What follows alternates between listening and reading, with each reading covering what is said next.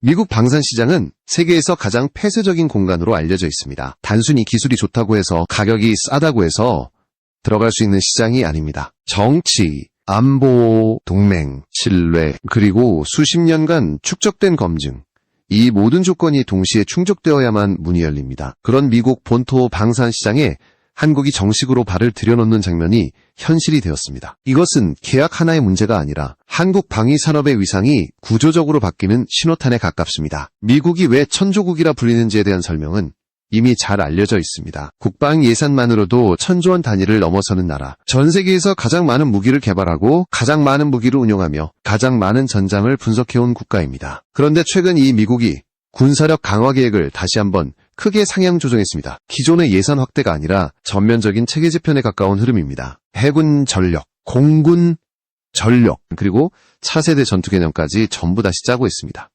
여기서 중요한 현실이 하나 드러납니다. 미국은 압도적인 기술을 보유하고 있지만 모든 것을 혼자서 만들 수 있는 구조는 이미 오래전에 무너졌다는 점입니다. 특히 조선산업과 대형 해양 플랫폼 제작 능력은 사실상 공백에 가깝습니다. 잠수함과 함대를 운영할 수는 있지만 대규모로 새롭게 찍어낼 생산 기반은 제한적입니다. 이 공백을 메울 수 있는 국가가 어디냐는 질문에 이제 한국이 빠지지 않고 언급되기 시작했습니다. 공중전력에서도 변화는 분명합니다. 미국 전투기 체계 안으로 한국산 부품과 시스템이 들어가기 시작했습니다. 그것도 주변 장비가 아니라 전투기의 두뇌에 해당하는 항전 영역입니다. 조종석, 임무 컴퓨터, 센서 통합 구조, 이 모든 것은 전투기의 성능을 결정짓는 핵심입니다. 단순히 기체를 잘 만든다는 차원이 아니라 전투기를 어떻게 운용하고 판단하게 만들 것인가의 문제입니다. 기존 전투기 조종 환경은 복잡했습니다. 각종 계기와 화면이 분산되어 있고 조종사는 정보를 취합하고 판단하는데 상당한 부담을 져야 했습니다. 그러나 최근 전투기 설계의 방향은 완전히 달라졌습니다. 모든 상황 정보, 임무 정보, 센서 데이터를 하나의 디지털 화면으로 통합하고 직관적인 인터페이스로 즉각적인 판단을 가능하게 만드는 구조입니다. 이것은 단순한 편의성의 문제가 아닙니다. 생존성과 직결되는 영역입니다. 이 지점에서 한국이 가진 강점이 드러납니다. 한국은 이미 KF-21 개발 과정에서 항전 장비의 핵심 요소들을 상당 부분 자체 기술로 축적해왔습니다. 임무 컴퓨터, 다기능 전시기, 조종석 관리 시스템, 각종 센서 통합 경험은 단기간에 따라 할 수 있는 영역이 아닙니다. 실제 기체에 적용하고 시험하고 수정하며 쌓아온 데이터가 축적되어 있습니다. 이 경험이 있었기에 미국 전투기 체계라는 완전히 다른 환경에서도 요구 조건을 충족시킬 수 있었던 것입니다. 이번 흐름은 미국이 시험 삼아 한번 써보는 수준이 아닙니다. 미국이 필요해서 선택한 쪽에 가깝습니다. 이 차이는 매우 큽니다. 한번 들어간 항전 장비는 특정 기종에만 머무르지 않습니다. 업그레이드, 개량, 타생형을 통해 여러 국가로 확산됩니다. 특히 F-15 계열 전투기는 여전히 다수 국가가 운용 중이며 장기적으로 계속 개량될 플랫폼입니다. 이 구조 안에 한국 기술이 들어간다는 것은 단일 계약 이상의 의미를 갖습니다. 여기서 KF-21의 존재가 다시 한번 중요해집니다. KF-21은 단순한 국산 전투기가 아닙니다. 한국이 항공전자, 소프트웨어, 센서, 통합 운용 능력을 실제로 증명한 플랫폼입니다. 미국이 한국을 선택한 이유는 의외로 단순합니다. 미국을 제외하면 현대적인 전투기를 실제 양산 단계까지 끌고 온 국가가 거의 없기 때문입니다. 한국은 이미 그 문턱에 서 있었습니다. 이 지점부터 이야기는 단순한 수출을 넘어섭니다. 한국은 더 이상 무기를 사서 조립하는 나라가 아니라 전투 개념과 운용 방식을 함께 제시할 수 있는 단계로 올라서고 있습니다. 미국 방산시장의 문이 열렸다는 사실은 한국 방위산업이 이제 하청 구조의 끝이 아니라 설계와 판단의 영역으로 들어왔다는 신호입니다. 이 변화는 조용하지만 굉장히 무겁습니다. 그리고 이 모든 흐름의 중심에 KF-21이라는 이름이 자리하고 있습니다. 미국 방산시장에 한국 항전 기술이 들어갔다는 사실이 왜 그렇게 큰 의미를 가지는지 이해하려면 항전 장비가 전투기에서 차지하는 위치부터 짚어야 합니다. 전투기의 성능은 더 이상 기체의 속도나 기동성만으로 결정되지 않습니다. 무엇을 먼저 보고 얼마나 빨리 판단하며 그 판단을 어떻게 무장과 기동으로 연결하느냐가 승패를 가릅니다. 이 모든 과정을 통제하는 것이 바로 항전 시스템입니다. 전통적으로 항전 장비는 미국과 일부 유럽 국가들이 사실상 독점해왔습니다. 단순한 기술 문제라기보다는 신뢰의 문제였기 때문입니다. 항전 장비는 전투기 심장과 같습니다. 외부 업체에 시스템을 넣는다는 것은 그 나라의 전투 운용 철학과 데이터 구조를 공유한다는 의미이기도 합니다. 그래서 미국은 항전 영역만큼은 거의 예외 없이 자국 중심으로 유지해왔습니다. 그런 미국이 한국을 선택했다는 점에서 이번 계약의 성격은 분명해집니다. 말로만 협력하는 수준이 아니라 실제 전투기 체계 안으로 한국의 소프트웨어와 시스템을 들여보내겠다는 결정입니다. 특히 조종석 통합 시스템과 임무 컴퓨터 영역은 전투기의 모든 센서와 무장을 연결하는 허브입니다. 이 구조를 맡긴다는 것은 기술력뿐 아니라 장기적인 신뢰를 인정했다는 뜻입니다. 기존 전투기 조종석은 복잡한 계기판과 분산된 화면들로 가득 차 있었습니다. 조종사는 레이더 화면을 보다가 다른 디스플레이로 시선을 옮기고 다시 무장 상태를 확인해야 했습니다. 이 과정에서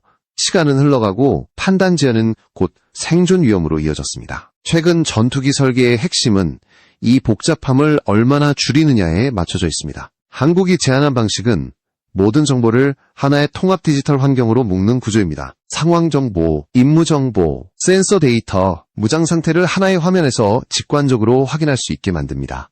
조종사는 더 이상 정보를 모으는데 에너지를 쓰지 않습니다. 판단과 결심에 집중할 수 있습니다. 이것은 단순한 편의성 개선이 아니라 전투효율 자체를 끌어올리는 변화입니다. 이러한 접근 방식이 가능했던 이유는 KF-21 개발 과정에서 이미 같은 문제를 수없이 겪고 해결해왔기 때문입니다. 한국은 전투기를 처음부터 끝까지 개발하면서 항전 장비를 외주로 맡기는 대신 핵심 기능을 직접 설계하고 통합하는 길을 택했습니다. 임무 컴퓨터 구조, 다기능 전시기 설계, 센서 융합 알고리즘은 모두 실제 비행시험과 함께 검증되었습니다. 이 경험은 미국 전투기라는 전혀 다른 환경에서도 그대로 응용될 수 있었습니다. F-15 계열 전투기는 개방형 아키텍처를 기반으로 설계되어 있습니다. 새로운 장비와 소프트웨어를 계속 추가하며 진화시키는 구조입니다. 이 말은 곧 항전 시스템의 유연성과 확장성이 매우 중요하다는 뜻입니다. 한국은 이미 KF-21에서 이 구조를 전제로 한 설계를 해왔고 그 노하우가 그대로 평가받은 것입니다. 이번 계약은 단일 기종에 그치지 않을 가능성이 큽니다. F-15 계열은 미 공군뿐 아니라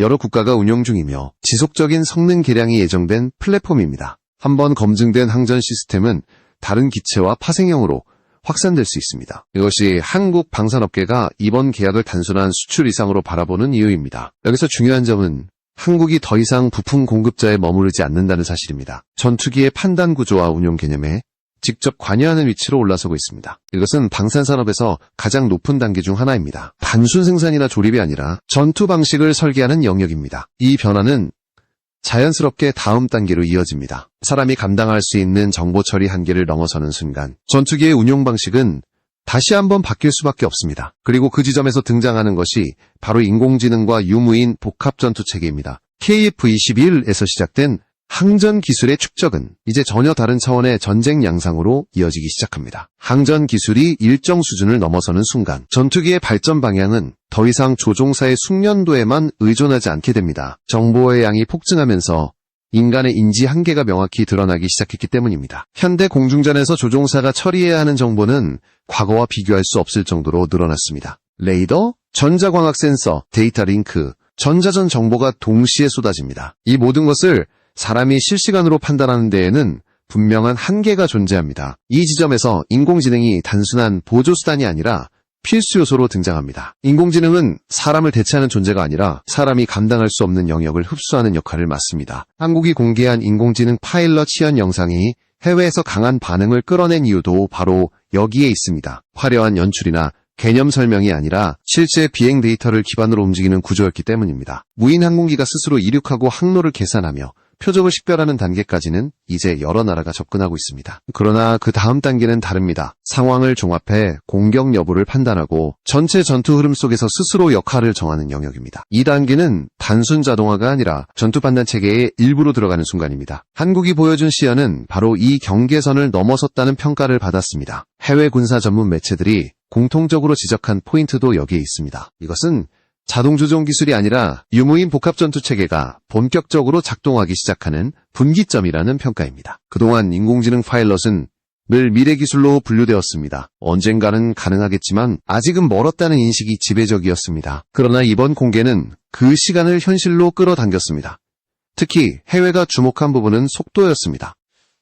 일반적으로 인공지능 자율교전 알고리즘이 실제 기체에 적용되기까지는 최소 10년 이상이 걸립니다. 개념 연구, 시뮬레이션, 제한적 시험을 거치며 매우 보수적으로 접근합니다. 그런데 한국은 선언 이후 수개월 단위로 실제 시험 결과를 공개했습니다. 한 번 보여주고 끝내는 방식이 아니라 계속 다음 단계를 내놓았습니다. 이것은 우연이 아니라 축적의 결과입니다. KF-21 개발 과정에서 쌓인 데이터가 이 속도의 바탕이 되었습니다. 비행 제어 소프트웨어, 항전 컴퓨터 구조, 데이터 링크 운용 경험이 모두 인공지능 학습의 기초자료로 활용되었습니다. 여기에 국산 소프트웨어 비중을 매우 높게 유지한 채 개발을 병행했다는 점도 중요합니다. 외부 의존도가 낮을수록 수정과 시험의 속도는 빨라집니다. 이렇게 축적된 데이터와 경험은 인공지능을 뜬구름 잡는 기술이 아니라 실제 전투기에 얹을 수 있는 수준으로 끌어올렸습니다. 미국은 스카이보그 개념을 추진하고 있고 유럽은 차세대 전투기 공동사업을 진행 중이며 중국 역시 다양한 무인기 실험을 이어가고 있습니다. 그러나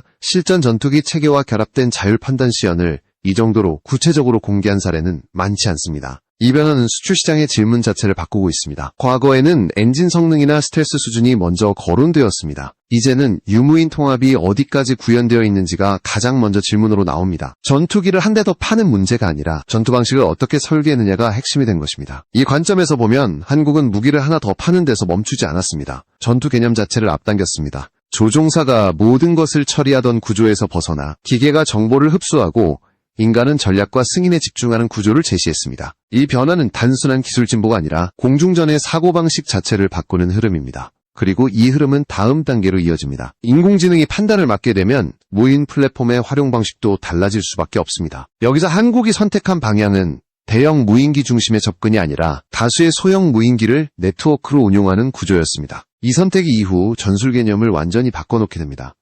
인공지능이 전투 판단의 일부를 맡게 되면서 무인기 크기와 역할에 대한 기준도 완전히 달라지기 시작했습니다. 많은 국가들이 대형 스텔스 무인기에 집중해왔지만 한국이 선택한 방향은 달랐습니다. 한국은 처음부터 소형 다목적 무인기를 중심에 두었습니다. 이 선택 하나로 전투 개념의 무게중심이 바뀌었습니다. 대형 스텔스 무인기는 성능은 뛰어나지만 단가가 매우 높습니다. 한 대를 잃는 것만으로도 정치적 부담과 군사적 손실이 큽니다. 반면 소형 무인기는 격추될 가능성을 포함해 작전 전체를 설계하는 구조입니다. 한국이 기준으로 잡은 소형 무인기는 길이 수미터급으로 대량 운용을 염두에 둔 플랫폼입니다. 이 구조에서 인공지능 파일럿이 결합되면서 그림이 완전히 달라집니다. 유인 전투기 한 대가 여러 대의 무인기를 동시에 통제하는 방식입니다. 유인 전투기는 지휘와 결정을 담당하고 무인기는 위험 지역으로 먼저 들어가 정보를 수집하고 필요하다면 공격까지 수행합니다. 조종사가 직접 하나하나를 조종하는 방식이 아니라 네트워크 전체를 관리하는 방식으로 전환됩니다. 시뮬레이션 결과는 매우 냉정합니다. 기존의 유인 전투기 단독 운용과 비교했을 때 동일한 시간과 조건에서 타격 가능한 표적수는 크게 늘어납니다. 반대로 인명 손실 가능성은 급격히 낮아집니다. 이 점이 각국 군대가 유무인 복합 전투 체계에 주목하는 가장 큰 이유입니다. 군사적 효율성과 정치적 부담을 동시에 줄일 수 있기 때문입니다. 여기서 중요한 변화는 전투의 기준이 기체 성능에서 네트워크 밀도로 옮겨간다는 점입니다. 누가 더 빠른 전투기를 가졌느냐보다 누가 더 많은 플랫폼을 연결하고 통합적으로 운용하느냐가 핵심이 됩니다. 인공지능은 이 네트워크를 실시간으로 관리하며 인간이 따라갈 수 없는 속도로 판단을 내려줍니다. 한국이 이 개념을 현실로 끌어올릴 수 있었던 배경에는 축적된 데이터가 있습니다. KF-21 개발 과정에서 쌓인 비행 데이터와 항전 운용 경험이 무인기 운용 개념에도 그대로 활용되었습니다. 무인기를 별도의 프로젝트로 떼어내지 않고 처음부터 유인 전투기와 하나의 체계로 묶어 설계한 점이 큰 차이를 만들었습니다. 이러한 접근은 수출 시장에서도 강력한 메시지를 던집니다. 단순히 전투기 한 대를 사는 것이 아니라 전투체계 전체를 도입하는 선택지가 됩니다. 전투기를 중심으로 무인기, 통제 시스템, 데이터 링크가 하나의 패키지로 제시됩니다. 이는 중소국가들에게 특히 매력적인 구조입니다. 제한된 인력과 예산으로도 높은 전투 효율을 확보할 수 있기 때문입니다.